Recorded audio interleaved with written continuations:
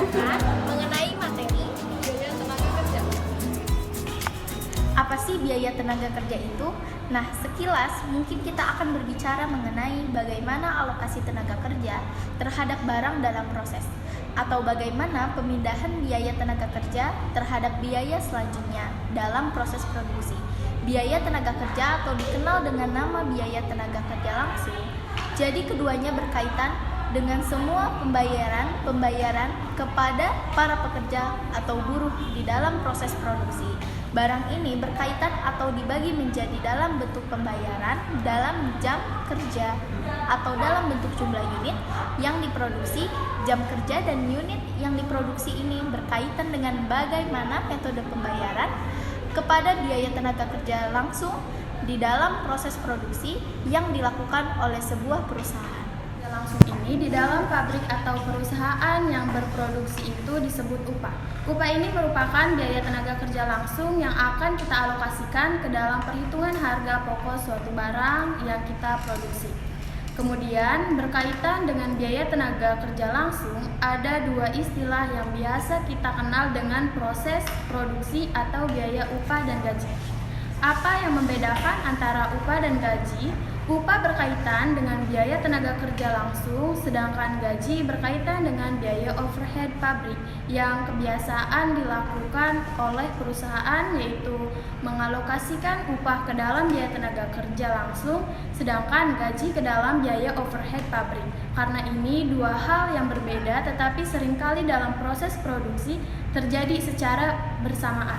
Oleh karena itu, perlu dipisah mana yang termasuk biaya tenaga kerja langsung yang berhubungan dengan produk dan mana yang termasuk dalam biaya overhead pabrik yang tidak langsung, maupun biaya yang ini yang membedakan dengan gaji selanjutnya. Selanjutnya, berkaitan dengan biaya tenaga kerja yang tadi, ternyata oleh perusahaan perlu sebuah catatan waktu kerja yang bertujuan untuk melihat beberapa jam kerja dari seorang karyawan. Nah, yang sebelah kanan ini merupakan contoh dari kartu jam kerja mingguan. Jadi di mana di dalam kartu ini akan ditulis berapa lama seorang karyawan bekerja, baik itu dalam jam kerja standar maupun ditambah dengan jumlah lembur dari seorang karyawan, sehingga ini akan menjadi dasar bagi seorang accounting atau bagian pembayaran untuk melihat berapa biaya yang dikeluarkan di dalam proses produksi suatu barang yang dialokasikan di dalam jam kerja atau biaya tenaga kerja langsung. Jadi ini salah satu contohnya ya. Jadi ada waktu masuknya sama waktu keluarnya. Tujuannya apa? Yaitu untuk melihat berapa lama karyawan bekerja. Kemudian ada juga lembur, jadi lembur dan yang terdaftar dijadiin satu, sehingga nanti akan dilihat total dari jam kerja dengan menambah waktu standar dengan waktu ketika buruh atau karyawan itu lembur. Tapi sekarang mungkin karena sudah menggunakan sistem, sebagian besar untuk perhitungan jam kerja mingguan ini dilakukan secara terkomputerisasi.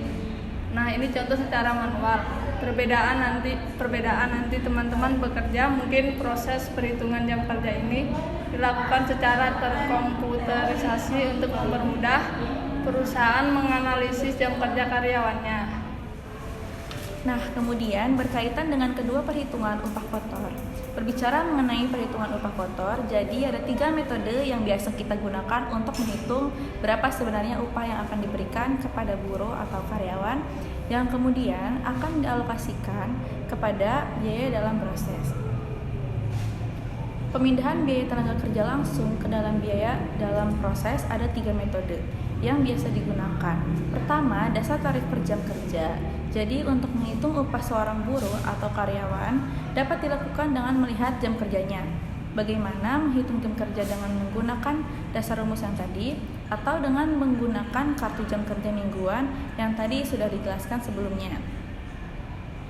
Bagaimana cara menghitungnya? Yaitu dengan mengalihkan angka jam kerja per tarif per jam dengan nanti akan diselesaikan antara berapa lama dia bekerja atau berapa jam dia bekerja dengan tarif per jamnya itu adalah total biaya yang akan kita alokasikan biaya tenaga kerja langsung seperti itu. Yang kedua ada dasar dari periode produksi. Nah, ini dilihat dari berapa unit yang diproduksi atau yang dihasilkan oleh seorang tenaga kerja atau seorang buruh, sehingga nanti total unit yang dihasilkan oleh buruh atau karyawan akan dikalikan dengan tarif-tarif yang ditentukan oleh perusahaan, sehingga akan muncul nanti biaya tenaga kerja langsung. Itu adalah hasil perhitungan dari unit yang diproduksi dengan tarif berdasarkan ketentuan perusahaan. Kemudian dasar rencana insentif. Ini berbeda dengan yang tadi.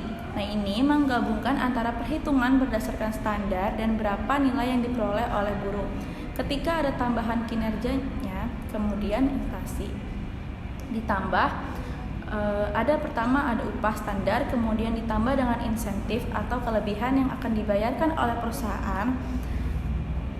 Yang sebelah kanan ini ada tambahan berupa insentif selain dari upah standar yang diberikan oleh perusahaan itu adalah metode perhitungan upah. Nah, untuk itu yang akan dibebankan oleh perusahaan ke dalam biaya barang dalam proses. Oke, itu metode perhitungan pada pertama berdasarkan jam kerja, yang kedua berdasarkan unit-unit produksi atau jumlah barang yang diproduksi, dan ada berdasarkan dasar rencana insentif. Nah, untuk contoh soal, kita ambil dari PT Gepita Jaya Toys. PT ini memproduksi berbagai macam boneka. PT ini menerapkan kebijakan atas penggajian dengan memberlakukan program insentif untuk karyawan yang mengacu pada standar unit yang harus dicapai oleh setiap karyawan. Produksi sebanyak 455 unit dan standar upah yang dijamin sebesar 318.500 per minggu. Apabila seorang karyawan menghasilkan unit produk dalam jumlah melebihi standar yang ditetapkan, maka karyawan tersebut berhak mendapatkan insentif sebesar 150 per unit. Nah, untuk menghitung besarnya pendapatan dari masing-masing karyawan, kita bisa menggunakan cara seperti ini.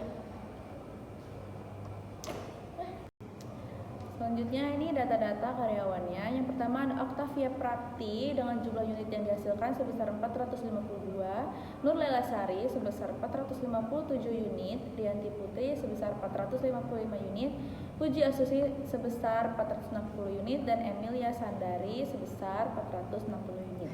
Untuk perhitungannya, yang pertama ada Octavia Putri dengan jumlah unit 452, berarti Octavia Prapti tidak menghasilkan unit lebih karena jumlah unit yang dihasilkan di bawah standar unit.